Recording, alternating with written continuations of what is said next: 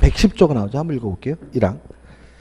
사기나 강박에 의한 의사표시는 취소할 수 있다. 3항입니다. 3항. 전 2항의 의사표 취소는 선의 제3자에게 대항하지 못한다. 그죠?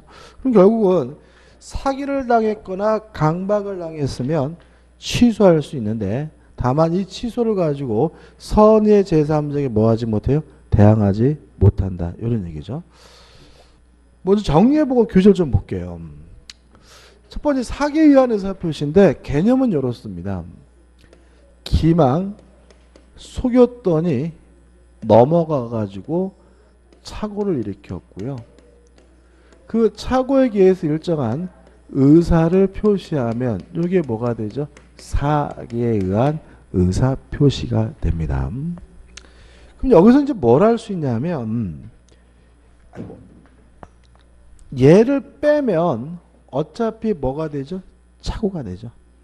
따라서 사기를 당한 사람은 사기를 이유로 취소하거나 착오를 이유로 취소하거나 뭐 할 수 있죠? 선택할 수가 있다. 이렇게 되는 거죠. 그죠? 그 다음 요건입니다. 자, 사기에 의한 의사표시가 되려면 첫째, 반드시 뭐가 필요하냐면 기망이 존재해야 되는데 요 기망, 속임수가 꼭 적극적인 행위해야 되느냐 요 문제에 대해서 우리 판례는 만약에 고지해줄 의무, 알려줄 의무가 존재하는 경우에는 침묵으로도 가능하다는 것이 우리 판례 입장입니다. 다시 말하면 침묵, 암소리 안 하는 것이 사기가 되려면 뭐가 필요한 거죠? 고지 의무, 알려줄 의무가 필요한 거죠. 예를 들어서 제가 모조 도자기를 파는 사람이에요. 근데 제가 팔고 있는데 어느 날 갑자기 어떤 놈이 와가지고 아이고 고려청장 가봐요 라고 하길래 제가 속으로 미친놈 이렇게 생각하면서 말로는 뭐죠? 암소리 안 했어요. 또 이놈이 어우 진품이면 비싸겠네요. 한 돈 1,000만 원 될 거야 하더니 이놈이 1,000만 원 주고 사길래 제가 암소리 안 하고 1,000만 원에 팔았어요. 요거는 뭐죠? 사기다. 왜냐하면 모조 도자기를 파는 사람은 모조 도자기란 사실에 대해서 뭐가 있는 거죠? 고지 의무, 알려줄 의무가 있는 거고요. 고지 의무가 존재하는 경우에는 암소리 안 하는 침묵도 뭐가 될 수 있어요? 사기가 될 수가 있습니다. 두 번째, 모든 기망이 다 사기냐? 사시면서 많이 속여보셨죠? 저는 진짜 많이 속여봤어요. 특히 누굴 많이 속이죠? 와이프를, 그죠? 그래서 제가 사기로 처벌된 적은 없어요. 이게 무슨 말이냐면 모든 기망이 사기인 것은 아니란 얘기죠.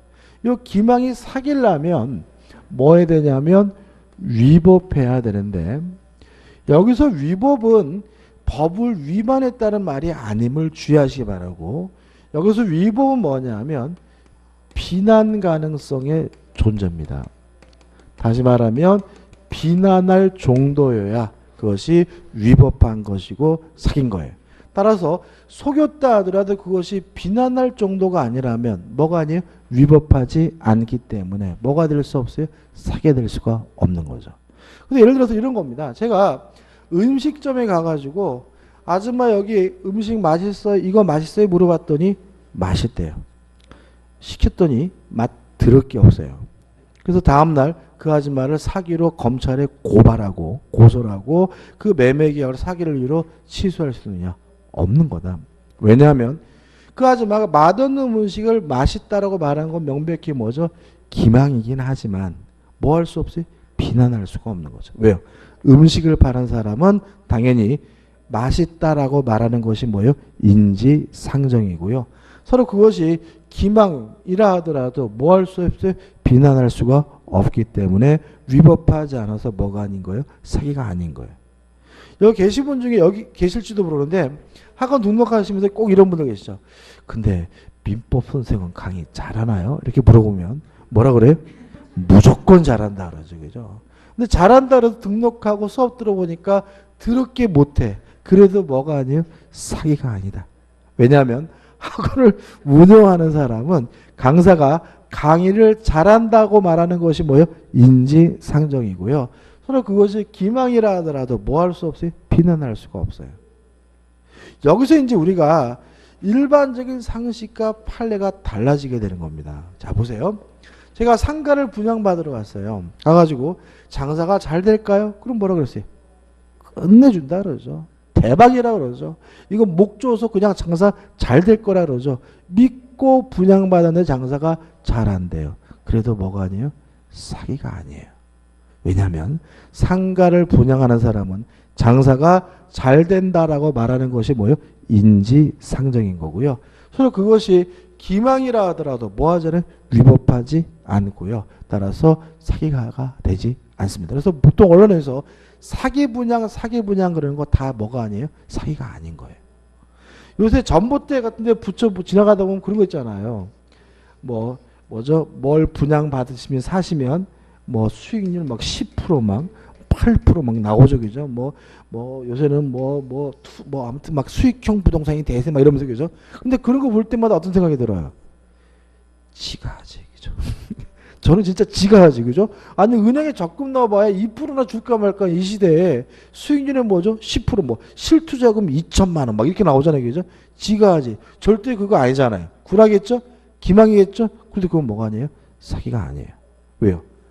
수익형 부동산을 분양하는 사람은 수익이 좋을 거라고 말하는 것이 뭐예요? 인지상정이고요. 서로 그것이 기망이라 하더라도 뭐 하잖아요? 위법하지 않습니다. 무슨 말이겠죠? 당하는 사람이 바보예요. 특히 상대방 말은 절대로 뭐 하시면 안 돼요? 믿으시면 안 돼요. 상대방은 무조건 뭐예요? 좋다고 그러고 잘 된다 그러고 가격 오른다고 말하는 것이 뭐예요?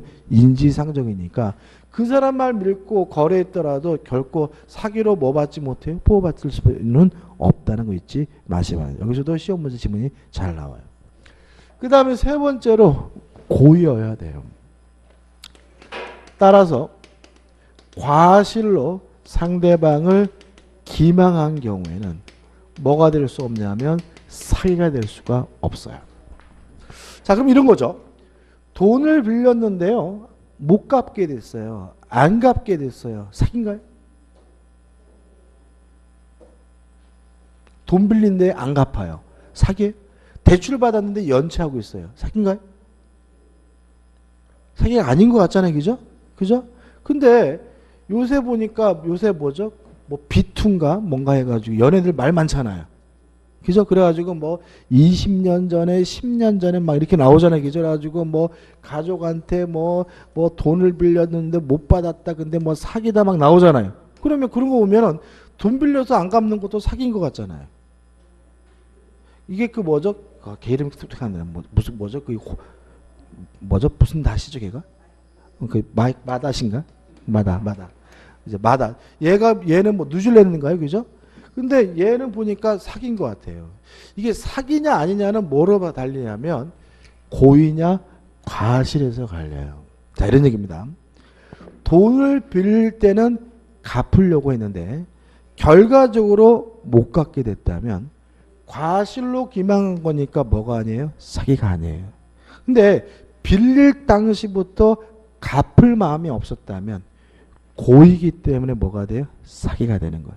그래서 돈을 빌렸을 때 못 갚는 것은 사기일 수도 있고 아닐 수도 있어요. 몇 년 전에 최용만이라고 씨름 선수 있잖아요. 임금 기준기. 요새는 격투기 나와가지고 두드려 맞고 다니던데.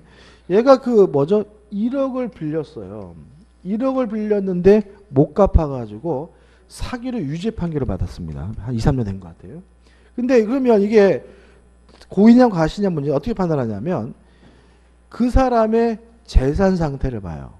최영만이 돈 빌릴 당시에 완전히 거지였어요. 빚이 더 많았고요. 그 사람의 소득도 봐요. 소득이 뭐였냐면 빵원이었어요. 그러면 재산도 없고 소득이 뭐예요? 빵원이라면 돈을 갚을 마음이 없었다고 보는 거죠. 그거 뭐예요? 고의이기 때문에 뭐가 돼요? 사기. 이렇게 되는 거예요. 마닷도 마찬가지. 얘도 보니까는 이렇게 했더라고요. 동네 사람한테 있는 돈 없는 돈 다 빌리고 또 또 다 보증수기하고 또 걔네가 또 부동산이 있었어요. 부동산을 파는데 팔고 나서는 계약금만 받았어요. 중도금 이런 거는 안 받았어요. 왜 그러냐면 중도금 잔금 받겠다고 있으면 이제 뭐요? 도망간 줄 알고 달려들 거 아니겠죠. 그래서 계약금만 받았고요. 그다음에 이 사람이 뉴질랜드로 도망가게 되는데 한국이 여름이면 여긴 겨울이잖아요. 겨울 옷을 미리 준비했더라고요. 얘네들이. 그럼 얘네들은 뭐 할 마음이 없어요? 갚을 마음이 없는데 이빠이 뭐예요? 돈 빌리고 보증서에 오니까 그건 뭐예요? 고의고 뭐가 되는 거예요? 사기. 이렇게 되는 거예요. 이해되시나요? 다시 말하면 고의여야 뭐예요? 사기입니다. 과실로 기망한 것은 뭐가 되지 않습니까? 사기가 되지 않는 거 좀 조심하시겠죠. 지문으로 잘 나와요. 그 다음에 이 고의가 어떤 고의 되냐면 이중의 교의 2단의 고의가 돼요.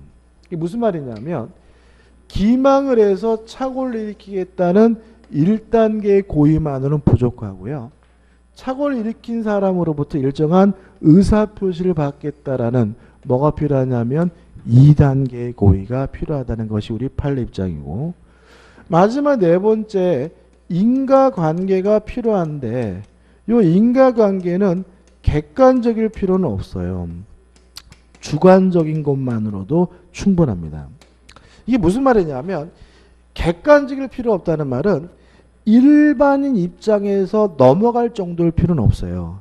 표의자 입장에서 넘어갈 정도 있다면 주관적으로 인과관계가 있는 것이고 사기예요. 가끔 이제 언론에서 사기라는 게 이렇게 보도될 때 보면은 가끔 이런 생각이 든단 말이죠. 저거를 당하는 사람이 있을까? 라는 생각이 드는데 뉴스 끝날 때 보면 30억을 헤쳐먹었다 막 이렇게 나온단 말이죠. 그러면 일반 입장에서는 당할 정도가 아니었으니까 객관적으로 뭐가 없는 거예요? 인과관계가 없는 거죠. 근데 30억 당했다는 말은 표의자 입장에서는 뭐예요? 당할 만했다는 거예요. 따라서 주관적으로 인과관계가 있기 때문에 뭐가 돼요? 사기가 되는 겁니다. 그죠? 제가 이건 꼭 떠오르는 게 있는데 한 4, 5년 된 것 같은데요. 뉴스를 보고 YTN 뉴스를 밥을 먹고 뉴스를 보고 있는데 아침밥 먹고 뉴스를 보고 있는데 뭐가 나오냐면 이렇게 네모난 비닐로 이렇게 스티커를 파는 거예요. 문양이 이렇게 막 있고. 근데 이 스티커가 우주의 기운을 막 흡수한대요. 그래서 그 사람 논리는 뭐냐면 이 스티커가 우주의 기운을 흡수하니까 머리가 아프면 사가지고 머리에다 딱 붙이면 우주의 기운을 흡수해서 머리가 낫는데요. 간암 걸렸다 그러면 어떻게 사가지고 여기다가 딱 붙이면 우주의 기운을 흡수해서 간암도 낫고요. 심지어는 자동차에다가 붙이면 자동차가 우주의 기운을 흡수해가지고 자동차 연비가 향상이 된다는 거예요. 근데 제가 뭐 밥 먹으면서 야 저거를 당하는 사람이 있을까 했는데 그때 당시에 40억인가 뭔가를 헤쳐먹었더라고요. 그럼 뭐예요? 객관적으로는 뭐가 없어요? 인과관계가 없지만 주관적으로 인과관계가 있으니까 뭐예요? 사기예요. 근데 제가 놀라운 걸 봤어요. 근데 제가 보니까 밥 보다 보니까 그 사람은 사기로 처벌 못할 것 같아요. 왜 그러냐면 마지막에 이제 기자 가잖아요. 그러면 이제 경찰서 어떻습니까? 잠바 뒤집어 쓰고 막 엎드려 있잖아요. 그죠? 엎드리는데 마이크를 들이밀고 이제 기자 물어보세요. 아저씨 근데 이거 선생님 이거 효과 있나요? 그러더니 이 사람이 효과 있습니다. 나 이렇게 얘기하더라고요. 그러면 사기를 처벌 못해요. 왜냐하면 만약에 지가 진정으로 그게 효과가 있다가 믿고 있다면 서로 그것이 아무런 효과가 없더라도 과실로 기만한 거니까 뭐가 아니에요? 사기가 아니에요. 그게 사기가 되려면 뭐 해야 돼요? 고의해야 되기 때문에 아무런 효과가 없다는 사실을 지가 어떻게 해요? 알면서 우주의 기운을 흡수한다라고 했어야 뭐가 돼요? 사기가 돼요. 그래서 사기꾼들은요. 사기로 처벌 안 당해요. 뭘 하냐면 자기 자신부터 먼저 속이는 것 같아요. 걔네들은 보면은 그러니까 사기인데도 표정이 선량해요. 왜요? 지 자신이 이미 속아 넘어가서. 그래서 일단 1차적으로 누구부터요? 자기 자신부터 먼저 속이고 나서 남을 속여야 남이 뭐죠? 넘어오기도 하고 걸려도 뭐죠? 처벌을 안 받습니다. 괜히 얼뚤하게 뭐죠? 속이려고 하면 어떻게 넘어가지도 않습니다. 아무튼 객관적일 필요는 없고 뭐예요? 주관적인 것만으로 충분합니다. 끝이에요. 간단하죠. 그죠? 그 다음에 이제 강박에 관한 의사표시입니다. 강박, 해악을 고지했더니 공포심을 느끼고요. 그 공포심에 기해서 일정한 의사를 표시하면 이게 뭐가 되냐면 강박에 의한 의사표시가 되는데 강박에 의한 의사표시가 되려면 첫째, 강박이 존재해야 합니다.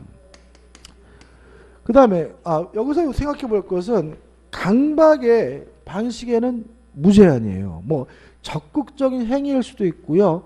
뭐 웃는 것일 수도 있고 뭐 암소리 안 하는 것도 뭐가 될 수 있어요? 강박이 될 수 있는 거죠. 최근에 문제되는 게 뭐냐면 이재용 삼성전자 부회장이에요. 지금 이 사람이 재판 중이잖아요. 그죠? 근데 이 사람이 지금 혐의를 받는 건 뭐냐면 뇌물이라는 거거든요. 그죠? 박근혜 대통령하고 최순실한테 돈을 준 게 뭐예요? 뇌물인 거예요. 그러니까 뭐죠? 범죄자인 거죠. 근데 삼성 측에서 뭐라고 주장하냐면 박근혜 대통령이 강박을 했기 때문에 공포심에 기해서 돈을 줬다는 거예요. 그럼 이 사람은 이재용 회장은 이제 어떻게 되냐면 범죄자가 아니라 피해자인 거예요. 무슨 말 아시겠어요? 그죠? 피해자인 거니까 형사적으로는 뭐예요? 무죄고 민사적으로는 강박을 이유로 뭐하면요? 취소하면 그 준 돈도 뭐 할 수 있어요? 돌려받을 수가 있다. 이렇게 되는 거거든요. 그래서 이재용 회장은 이게 지위가 아주 극단적이에요. 그러니까 만약에 삼성의 주장이 받아들여지면 범죄자가 아니라 뭐죠? 피해자니까 처벌도 안 받고 돈도 되돌려 받게 되고 만약에 검찰의 주장대로 뭐예요? 뇌물이면 이게 뭐예요? 범죄자로서 뭐가 되는 거죠? 처벌도 받고 이렇게 되는 거거든요. 극단적이죠. 그죠? 근데 삼성 측의 주장이 재밌어요. 이런 식의 주장인 거예요. 이제 박근혜 대통령 청와대 이제 재벌 회장들이 불러서 갔는데 갑자기 박근혜 대통령이 이재용 부회장한테 독대를 요청했다는 거죠. 그래서 이재용 부회장이 뭐죠? 쫄았대요. 왜 나한테 독대를 요청하지? 그래서 이제 들어갔더니 이제 박근혜 대통령이 웃으면서 좋은 일을 할 거니까 돈 좀 많이 좀 주세요. 이렇게 얘기했다는 거예요. 웃으면서 얘기했지만 뭘 느꼈다는 거예요? 공포심을 느끼다는 거죠. 내가 만약에 돈을 안 주면 삼성이 뭐죠? 망할지도 모른다라는 공포심에서 돈을 줬다. 이렇게 주장하는 거거든요. 다시 말하면 강박에는 뭐죠? 방법의 제한이 없습니다. 웃으면서 말하는 것도 그것이 뭐예요? 상대방에게 공포심을 일으켰다면 뭐가 될 수 있어요? 강박이 될 수 있다는 거 주의하시기 바랍니다. 다시 말하면 저걸 방법에 대해서 뭐죠? 무제한이다. 특별한 방법의 제한이 없어요. 하나 있고 그 다음에 두 번째는 뭐냐면 자 이런 겁니다. 제가 길을 가는데 누가 몽둥이로 아저씨 3만 원만 줘 그런단 말이죠. 그러면 이러면 뭐예요? 안 주면 좁혀겠다는 얘기잖아요. 그럼 저는 두드려 맞을까 봐 뭐예요? 공포심을 느끼면서 고민하겠죠. 3만 원을 줄까? 몸으로 때울까? 근데 제가 만약에 맞으면 뒤지게 아플까 무서워서 3만 원을 줬다면 이건 뭐예요? 강박에 의한 의사표시가 되는데 이놈이 손에 들고 있는 게 사심이면 얘기가 달라지죠. 목이 칼이 들어왔는데 줄까 찔릴까 고민하는 놈은 뭐예요? 또라이인 거예요. 그래서 우리 판례는 만약에 강박의 정도 너무 지나쳐가지고 의사 결정의 자유가 완전 박탈된 상태로 평가된다면 이때는 취소할 수 있는 정도가 아니라 아예 무효라는 것이 우리 판례 입장입니다. 왜 무효일까요? 반사회적에서 무효인 것은 아니고요. 의사 무능력자와 유사하기 때문에 무효인 거예요. 동의하시나요? 자, 이런 얘기죠. 의사 무능력자가 뭐예요? 스스로 의사를 결정하지 못하는 자가 뭐죠? 의사 무능력자잖아요. 근데 목이 칼이 들어왔으면 저는 줄지 말지를 뭐 하지 못해요? 결정 못해요. 당연히 뭐 해야 돼요? 줘야 되는 거예요. 그러면 무엇과 다름이 없어요? 의사 무능력자와 다름이 없는 거예요. 따라서 제가 한 것은 아예 뭐가 돼요? 무효가 되는 거죠. 다시 말하면 강박이 너무 지나쳐가지고 의사결정의 자유가 완전 박탈된 상태로 평가된다면 아예 뭐가 돼요? 무효가 된다. 무엇과 다름이 없기 때문에 의사 무능력자와 다름이 없기 때문에 시험에 잘 나오죠. 그 다음에 두 번째, 위법해야 돼요. 근데 여기서 위법은 사기와 마찬가지로 비난할 정도 비난 가능성이 존재해야 된다는 점은 마찬가지인데 우리 판례가 강박의 위법성은 둘로 나누고 있습니다. 첫째, 행위나 수단이 부당하다면 그것이 정당한 이익을 취득할 목적이어도 위법합니다.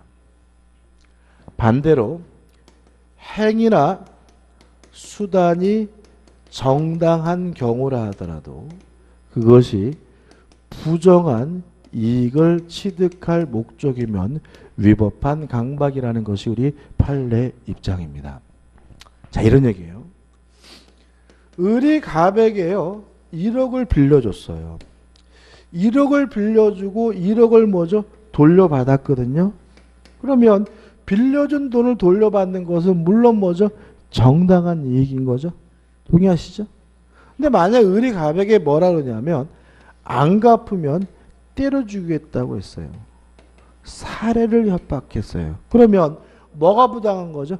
행위나 수단이 부당하기 때문에 뭐한 거죠? 위법한 강박이 되는 거죠. 다시 말하면 정당한 이익을 취득했다 하더라도 행위나 수단 자체가 부당한 경우는 뭐가 됩니까? 위법한 강박이 됩니다.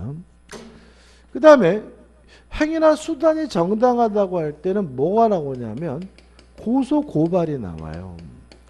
누가 자기를 고소하고 누가 자기를 고발하겠다고 하면 기분 좋을 사람 아무도 없지만 고소 고발하겠다는 말은 국가로부터 구제를 받겠다는 말이니까 그 자체는 뭐한 거죠?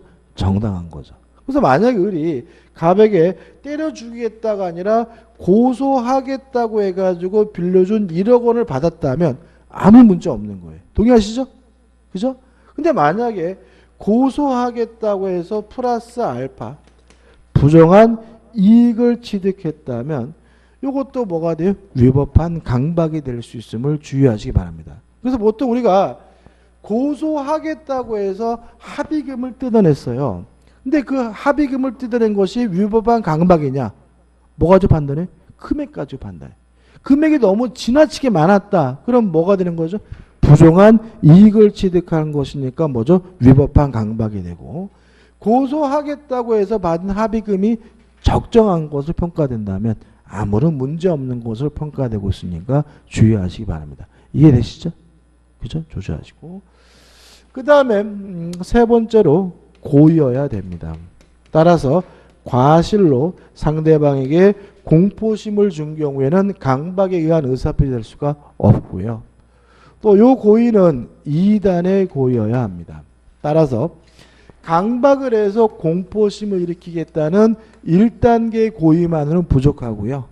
그 공포를 일으킨 사람으로부터 일정한 의사표시를 받겠다라는 뭐예요?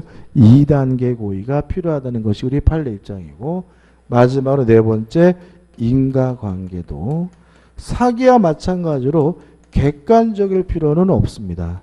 주관적인 것만으로도 충분하다는 것이 우리 판례 입장이죠. 요가 관련돼서 판례는 이런 판례가 있어요.